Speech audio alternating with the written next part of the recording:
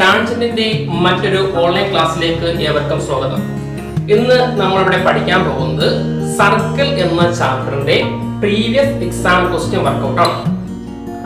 അതായത് മാർച്ച് 2020 ചോദിച്ച ക്വസ്റ്റ്യൻ ആണ് നമ്മളിന്ന് വർക്കൗട്ട് ചെയ്യാൻ പോകുന്നത്. അന്നത്തെ എക്സാമിന് 9 മാർക്കിനാണ് എക്സാമിന് ചോദിച്ചിരിക്കുന്നത്. അപ്പോൾ 9 മാർക്കിന് എന്ന് പറയുമ്പോൾ 2 പ്രോബ്ലമും ഒന്ന് പടം വരയ്ക്കാനുമാണ് ചോദിച്ചത്. അങ്ങനെ ടോട്ടൽ 9 മാർക്കിന് എക്സാമിന് ചോദിച്ചു. അപ്പൊ നമുക്ക് ഇതിലെ ഫസ്റ്റ് പ്രോബ്ലത്തിലേക്ക് കടക്കാം. അതായത് മാർച്ച് 2020 ചോദിച്ച സർക്കിൾ എന്ന ചാപ്റ്ററിലെ ഫസ്റ്റ് ക്വസ്റ്റ്യൻ ഇതായിരുന്നു. Course AB and CD are intersecting at P. AB equal to 10 cm, PB equal to 4 cm and PD equal to 3 cm. A question, what is the length of PA? B question, find the length of PC. ABCD എന്നീ ഞാനുകൾ P യിൽ മുറിച്ചു കടക്കുന്നു. AB equal to 10 cm, PB equal to 4 cm, PD equal to 3 cm. A question, PA യുടെ നീളം എന്താണ്? B question, PC യുടെ നീളം കണക്കാക്കുക. അപ്പൊ നമ്മുടെ ക്വസ്റ്റ്യനിൽ തന്നിരിക്കുന്ന കാര്യങ്ങൾ എന്തൊക്കെയെന്ന് നോക്കാം. ക്വസ്റ്റ്യനിൽ AB equal to 10 centimetre, PB equal to 4 centimetre, PD equal to 3 centimetre. അപ്പോഴേ PB ഈക്വൽ ടു 4, PB എന്ന് പറയുന്നത് ഇതാണ് PB equal to 4 centimetre, PD equal to 3 centimetre, ഇതാണ് PD equal to 3 centimetre. Okay, ഇനി AB എന്ന് പറയുന്ന ഞാനിന്റെ കോഡിന്റെ ലെങ്ത് വന്നിട്ടുണ്ട് എത്ര? 10 സെന്റിമീറ്റർ. അപ്പം AB ടോട്ടൽ ആണ് 10. അങ്ങനെയാണെങ്കിൽ PA എത്രയായിരിക്കും? അതാണ് ഫസ്റ്റ് ക്വസ്റ്റ്യൻ. PA കാണാൻ വേണ്ടി ടോട്ടൽ 10ൽ നിന്ന് ഈ 4 അങ്ങ് മൈനസ് ചെയ്താൽ മതി. അപ്പൊ 10 മൈനസ് 4 ഈക്വൽ ടു എത്രയായിട്ട് മാറും? 6 സെന്റിമീറ്റർ ആയിട്ട് മാറും. അപ്പോഴേ AB ഫുള്ള് 10 സെന്റിമീറ്റർ ആണ്. അതിൽ P ആണ് കാണാനുള്ളത്. അപ്പൊ P യെ കാണാൻ വേണ്ടി AB യിൽ നിന്ന് ഈ PB അങ്ങ് മൈനസ് ചെയ്താൽ മതി. അപ്പൊ AB 10, PB 4. അപ്പൊ 10 മൈനസ് 4 സമയം എത്ര? 6 സെന്റിമീറ്റർ. അപ്പൊ ഫസ്റ്റ് ക്വസ്റ്റ്യന്റെ ആൻസർ ആയി. ഇനി ബി ക്വസ്റ്റ്യൻ എന്നുള്ളത് PC കാണുക. PC ഇതാണ്. നമ്മളൊരു ഇക്വേഷൻ പഠിച്ചിട്ടുണ്ട്. അതായത് 2 കോഡുകൾ അല്ലെങ്കിൽ 2 ഞാനുകൾ വൃത്തത്തിനകത്ത് കൂട്ടിമുട്ടുന്നു, സർക്കിളിനകത്ത് ഇന്റർസെക്ട് ചെയ്യുന്നു എങ്കിൽ ഒരു ഇക്വേഷൻ ഫോം ചെയ്തിട്ടുണ്ട്. ആ ഇക്വേഷൻ ഇതാണ്. PA into PB equal to PC into PD. Last topic പഠിച്ചതാണ്. PA into PB equal to PC into PD. PA നമ്മൾ കണ്ടുപിടിച്ചിട്ടുണ്ട്. ആ P യുടെ വാല്യൂ എടുത്ത് ഇവിടെ കൊടുക്കുക. PA 6 ആണ് ഇൻറ്റു PB 4 ആണ്. PBക്ക് പകരം 4 കൊടുക്കുക. ഇനി അടുത്തത് നമ്മൾ PC ആണ് കണ്ടുപിടിക്കാനുള്ളത്. PC യുടെ വില കണ്ടുപിടിക്കാം. PC അതേപോലെ എഴുതുക. PD equal to 3 centimetre. അപ്പോൾ PA 6, PB 4, PC കണ്ടുപിടിക്കണം. PD യുടെ വാല്യൂ 3. ഇതിൽ PC കണ്ടുപിടിക്കാൻ വേണ്ടി ഇവിടെ 3 മൾട്ടിപ്ലൈ ചെയ്തിരിക്കുകയാണ്. ഇപ്പുറത്തെ ഒരു മാറും, ഡിവിഷൻ ആയിട്ട് മാറും. അപ്പം 6 into 4 by 3 ആയിട്ട് മാറും. Equal to PC. അതായത് ഇവിടെ PC into 3 ആണ്, ഗുണിച്ചിരിക്കുകയാണ്. ഗുണനം സമത്തിന് ഇപ്പുറം വരുമ്പോൾ ഇതായിട്ട് മാറും, ഭാഗമായിട്ട് മാറും. ഈ 3ഉം ഈ 6ഉം കട്ട് ചെയ്ത് കളയാം. 3 6 കട്ട് ചെയ്യുമ്പോൾ എത്ര കിട്ടും? 2. അപ്പം 2 ഗുണം 4 8. അപ്പം PC ഇപ്പുറത്തെ PC ഈക്വൽ ടു 2 ഗുണം 4 സമയം എത്ര? 8 സെന്റിമീറ്റർ. അപ്പൊ PC യുടെ വാല്യൂ കിട്ടി. അപ്പം P യുടെ ആൻസർ 6, PC യുടെ ആൻസർ എത്രയായിട്ട് മാറി? 8 സെന്റിമീറ്റർ ആയിട്ട് മാറി. ഇത് അന്നത്തെ എക്സാമിന് 2 മാർക്കിനാണ് ചോദിച്ചത്. ഈ ഇക്വേഷൻ അറിയാമെങ്കിൽ മാത്രമേ നമുക്ക് എന്ത് ചെയ്യാം, ഈ പ്രോബ്ലത്തിന് ആൻസർ ചെയ്യാൻ പറ്റുള്ളൂ. അന്ന് ടോപ്പിക്ക് ഞാൻ പഠിപ്പിച്ചപ്പോൾ പറഞ്ഞായിരുന്നു ഈ ഇക്വേഷൻ ഇമ്പോർട്ടന്റ് ആണ്, എക്സാമിന് ചോദിക്കുന്നത്. അതായത് PA into PB equal to PC into PD. ഈ ഇക്വേഷൻ എപ്പോഴും നമ്മുടെ മനസ്സിൽ വേണം. എന്നാലേ ഈ പ്രോബ്ലത്തിന് ആൻസർ നമുക്ക് എന്ത് ചെയ്യാൻ പറ്റുള്ളൂ, കണ്ടുപിടിക്കാൻ പറ്റുള്ളൂ. മാർച്ച് 2020 സർക്കിൾ എന്ന ചാപ്റ്ററിൽ നിന്ന് ചോദിച്ച രണ്ടാമത്തെ ക്വസ്റ്റ്യനിലേക്ക് കടക്കാം. രണ്ടാമത്തെ ക്വസ്റ്റ്യൻ ഇതാണ്. In the figure ABCD is a cyclic quadrilateral. Also angle A plus angle D equal to 210. Angle D plus angle C equal to 250. അങ്ങനെയാണെങ്കിൽ എ ക്വസ്റ്റ്യൻ ഇതാണ്, what is angle A plus angle C. B question, find the measures of angle A and angle C. A B C D എന്ന ചതുർഭുജം ചക്രീയമാണ്. കോൺ A plus കോൺ D സമം 210, കോൺ D plus കോൺ സി സമം 250 ആയാൽ എ ക്വസ്റ്റ്യൻ കോൺ എ പ്ലസ് കോൺ സി എത്രയാണ്? ബി ക്വസ്റ്റ്യൻ കോൺ എ കോൺ സി ഇവയുടെ അളവുകൾ എഴുതുക.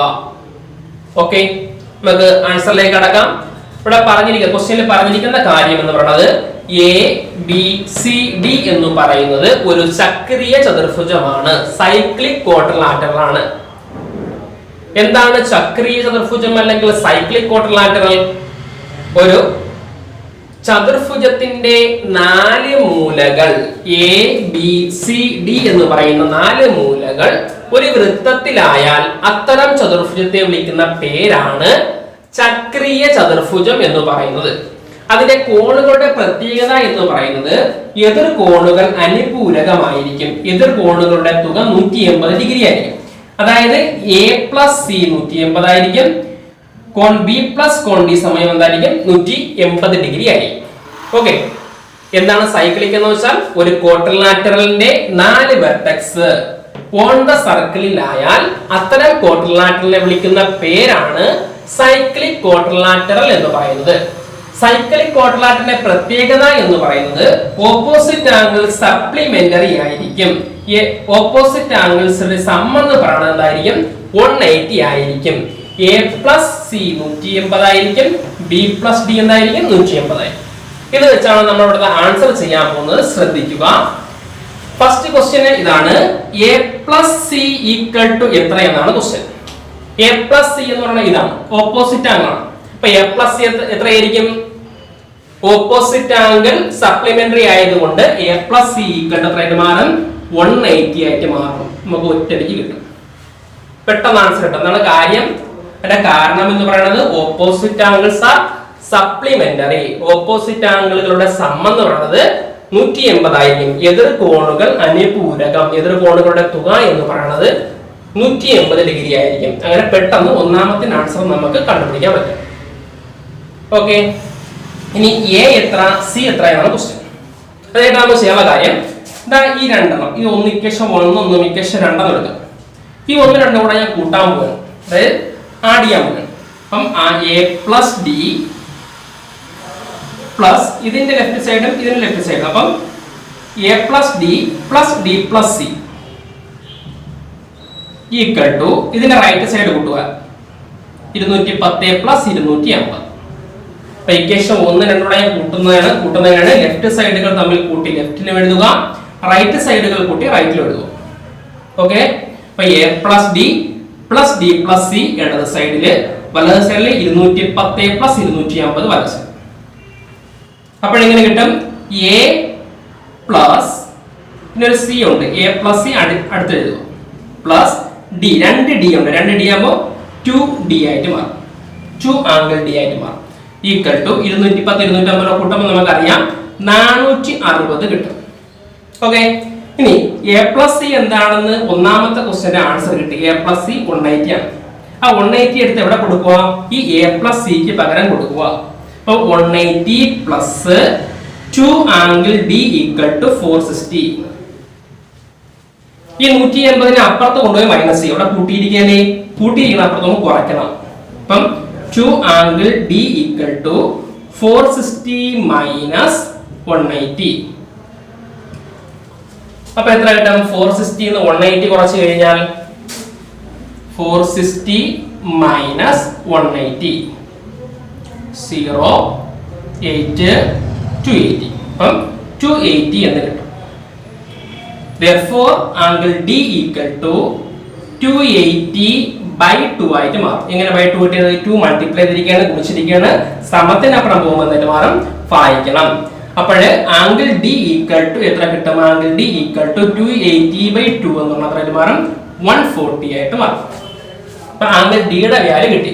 ഓക്കെ, ആംഗിൾ ഡിയുടെ വാല്യൂ നമ്മൾ കണ്ടുപിടിക്കാനുള്ളത് എന്താണ് കണ്ടുപിടിക്കുന്നത്? എയും സിയുമാണ് കണ്ടുപിടിക്കുന്നത്. ഓക്കെ, അപ്പൊ ഡി എങ്ങനെ കണ്ടുപിടിക്കാം? ഈ രണ്ടാമത്തെ ഇക്വേഷൻ നോക്കുക. അതില് ഡിയുടെ വാല്യൂ ഉണ്ട്. ഡിയുടെ വാല്യൂ വെച്ച് എന്ത് കാണാം? സി കാണാം. അപ്പൊ ഇക്വേഷൻ 2 ഞാൻ കൊടുക്കാൻ പോവാണ്. ഇക്വേഷൻ 2 ഇങ്ങനെയാണ് ചെയ്യുന്നത്. ഡി പ്ലസ് സി 250 ആണ്. Angle D plus angle C equal to 250.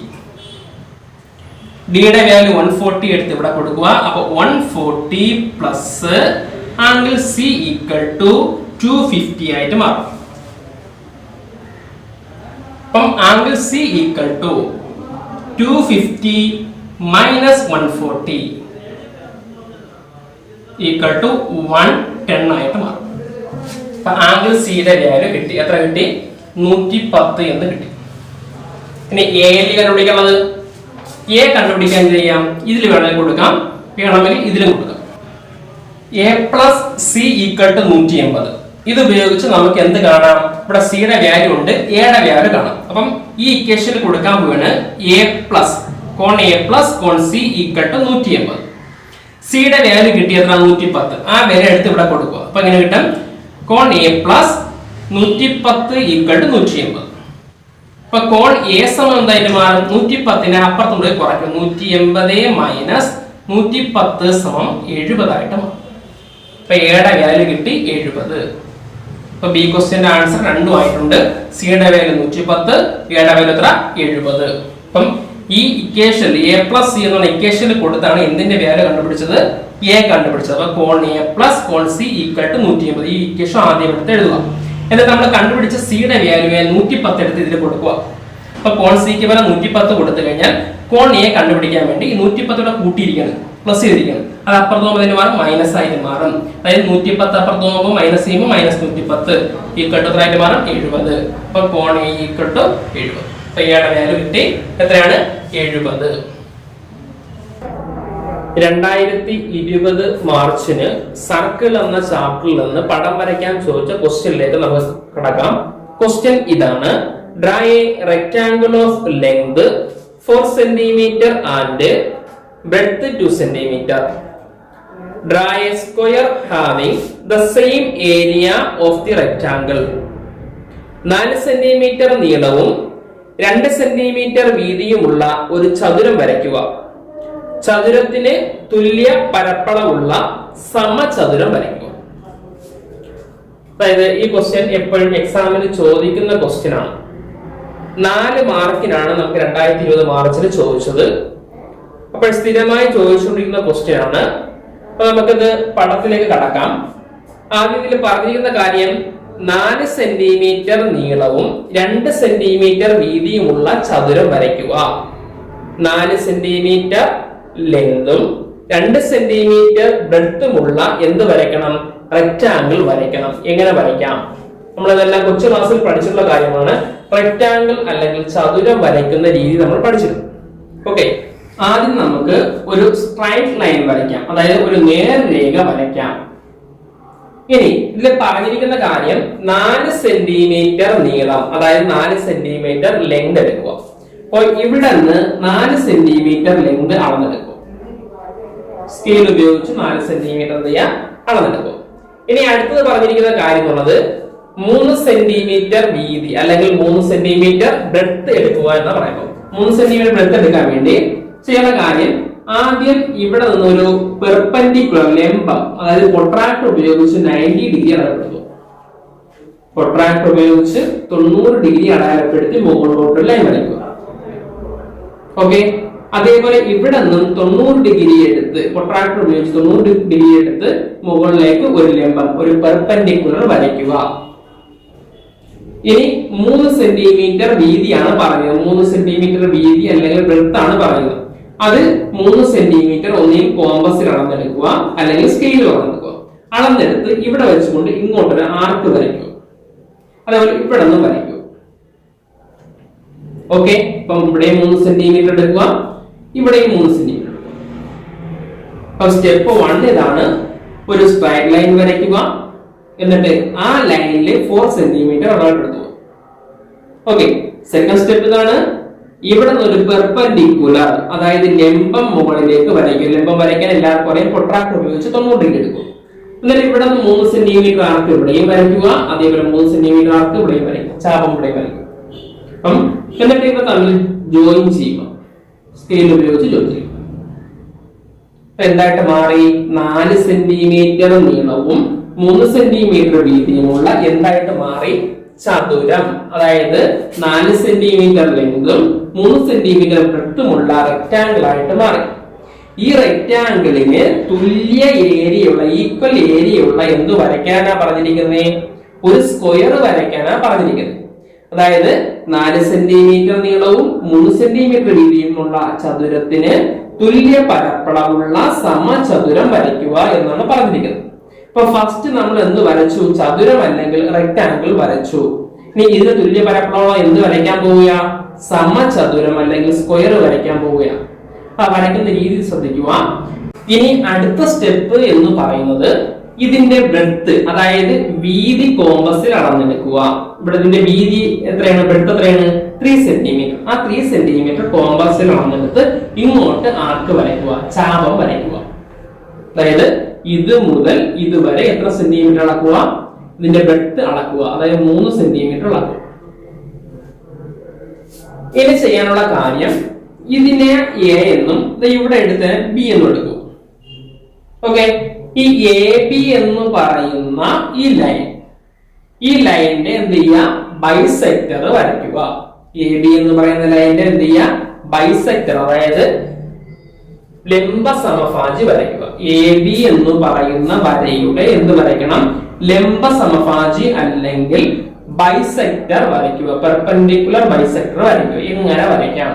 അതായത് കോമ്പസ് എടുക്കുക.